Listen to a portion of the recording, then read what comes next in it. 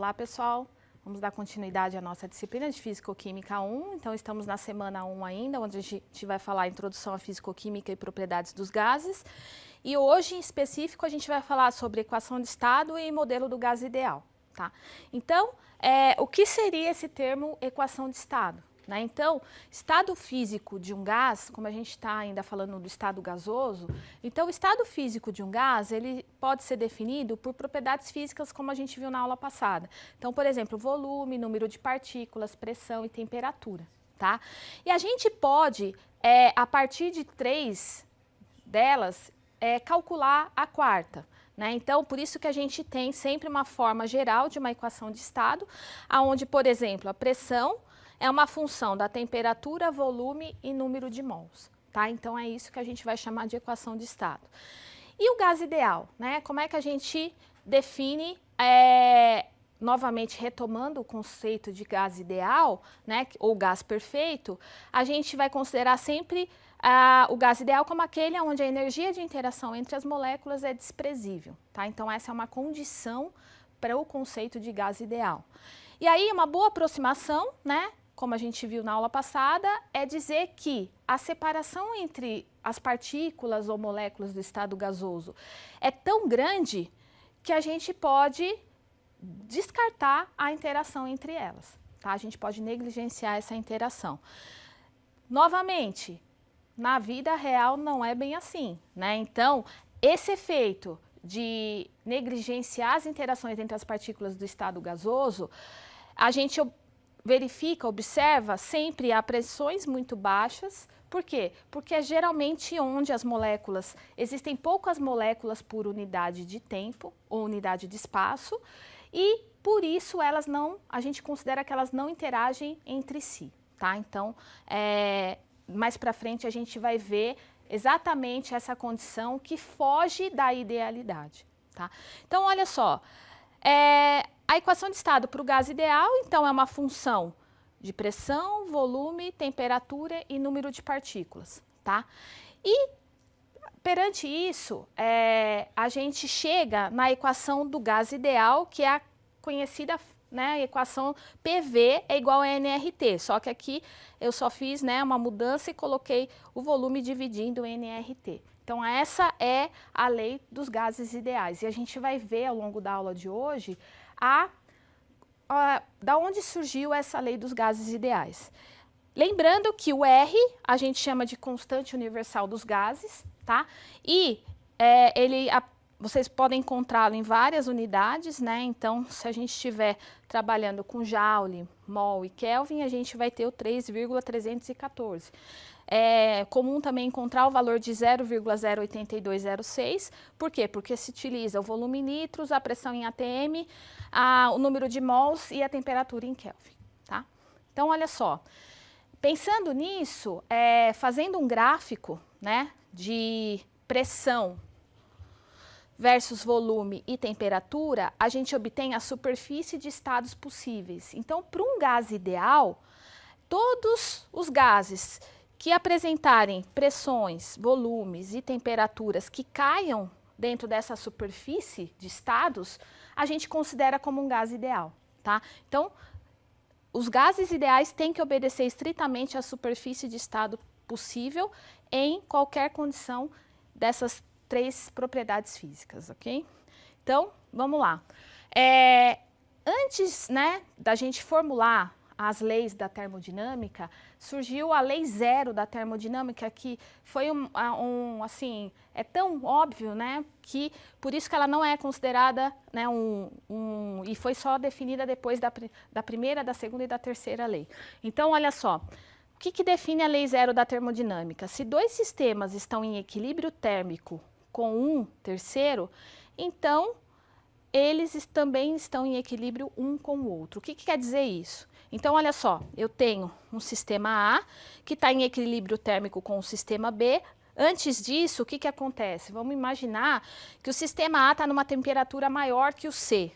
À medida que eu coloco os dois em contato, calor, a gente vai ver ao longo das aulas de físico-química que calor vai fluir do mais quente para o mais frio. Então, até a temperatura se igualar. Aí eles alcançam o equilíbrio térmico.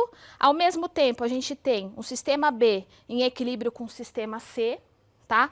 E a gente quer saber, e o A e o B vão estar em equilíbrio térmico ou não? Então, é isso que formula a lei zero da termodinâmica, ou seja, se A e C estão em equilíbrio térmico, B e C estão em equilíbrio térmico, A e B também estarão em equilíbrio térmico. Então, essa é a lei zero da termodinâmica. Então, continuando aqui, vamos falar um pouquinho de um outro termo, né, que a gente usa dentro das aulas de físico-química, que é a temperatura termodinâmica. Então, a pressão de um gás pode ser usada como parâmetro termométrico para construir uma escala de temperatura do gás perfeito que não depende da natureza do gás utilizado. Então, a temperatura hoje em dia para a gente é um conceito tão, né, banal, mas que a gente, para se chegar numa escala, tiveram que ocorrer vários, né, estudos, vários experimentos por trás. Então, olha só, o que a gente, né, utiliza hoje em dia que a gente chama de escala termodinâmica, é a escala Kelvin, tá? Que é o limite inferior para a temperatura de um sistema, que a gente chama de zero absoluto. Então, esse limite inferior seria o zero absoluto, tá? E a relação entre a temperatura em Kelvin e a temperatura em Celsius vai ser a temperatura em Kelvin vai ser igual à temperatura em Celsius mais 273,15, que aí a gente faz essa conversão entre graus Celsius e Kelvin, tá? E vamos voltar lá. Então, antes de se chegar à lei dos gases ideais, então, vários cientistas, né, da época fizeram experimentos separadamente para se chegar em algumas conclusões que no final foram unidas para se obter a lei do gás ideal como a gente conhece hoje em dia. Então, o primeiro deles foi Boyle. Então, Boyle fez vários experimentos onde ele deduziu, né, se chegou à conclusão que volume de uma quantidade fixa de gás em uma temperatura fixa é inversamente proporcional à pressão. Então, quer dizer, se a gente aumenta a pressão, o volume diminui, ou vice-versa, tá? Então, a gente pode enunciar que pressão é inversamente proporcional ao volume, né? Levando em consideração uma constante de proporcionalidade aí. Então, diminuindo o volume, aumentamos a pressão, conforme observado por Boyle lá no século XVII, tá? Então, se a gente fizesse um gráfico desses experimentos, dos resultados desses experimentos de Boyle, um gráfico de volume versus o 1 sobre P, 1 sobre pressão, a gente teria exatamente uma reta, onde a gente vê que o volume é inversamente proporcional à pressão. Um outro, né, pesquisador cientista da época que contribuiu para o estudo dos gases foi Charles, também conhecido, né, a lei também conhecida como de Gay-Lussac. O que eles fizeram nesses experimentos? Eles pegaram uma quantidade fixa de gás, mantiveram a pressão constante e eles verificaram o quê? Que o volume ocupado é diretamente proporcional à temperatura. Ou seja, se eu aumento a temperatura, o volume aumenta também. Tá? Então, olha só, a gente pode enunciar o seguinte, ó, volume é igual a uma constante de proporcionalidade vezes a temperatura. Então, se eu aumento a temperatura, o volume também aumenta, tá? Então, se a gente fizesse um gráfico, né, também de volume versus temperatura, a gente veria uma reta exatamente mostrando essa proporcionalidade, volume com temperatura. E aqui é interessante observar que eles fizeram, então, experimentos até menos 100 graus Celsius. Então, extrapolando essa reta até cruzar o eixo X aqui, a gente vê que aonde cruza, a gente tem exatamente o valor de menos 273 graus Celsius, que bate com a definição de Kelvin, né? Então, aqui a gente verifica o zero absoluto que um sistema poderia alcançar, que seria esse valor de menos 273,15. E por último, quem contribuiu também para o estudo dos gases foi Avogadro, né? O que ele levou em consideração? Que volumes iguais de gases a uma mesma temperatura e pressão contêm o mesmo número de partículas, ou seja, de novo, volume é proporcional ao número de partículas. Então, se eu aumento o número de partículas, automaticamente o volume também aumenta, tá? Nessas condições de pressão e temperatura constantes, tá? Então, é mais ou menos isso que mostra a figura, onde a gente vê que a gente tem 3 volumes, mais um volume, 4 volumes. Aqui, eu diminuí o volume, diminui o número de partículas. Então, automaticamente, diminuindo o número de partículas, eu diminuo o volume, tá?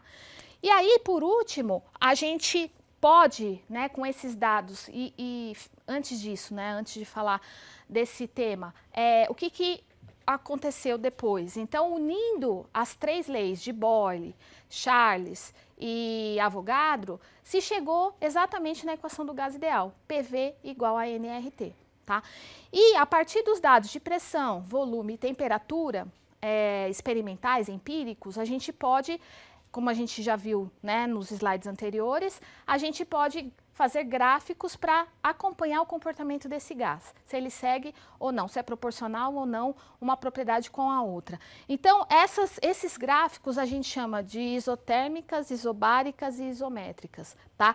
Isotérmicas quando a temperatura é constante, isobáricas quando a pressão é constante e isométricas quando o volume é constante, tá? Então, olha só, para um gás ideal, se os valores arbitrários são atribuídos a qualquer 2 das 3 variáveis, ou seja, se eu sei pressão e volume, a terceira variável será automaticamente determinada, uma vez que seu valor está atrelado às outras 2 pela equação do gás ideal, tá? Então, se eu sei pressão, se eu sei volume, automaticamente eu consigo calcular a temperatura a partir do gás ideal. E assim, várias combinações a gente pode alcançar, tá? Então, aqui são alguns exemplos, né? Então, aqui a gente tem uma isoterma, onde a gente tem pressão em função do volume, a temperatura constante. Então, a gente vê para o gás ideal, a gente chama de hipérboles, né? Então, esse é um exemplo de isotermas,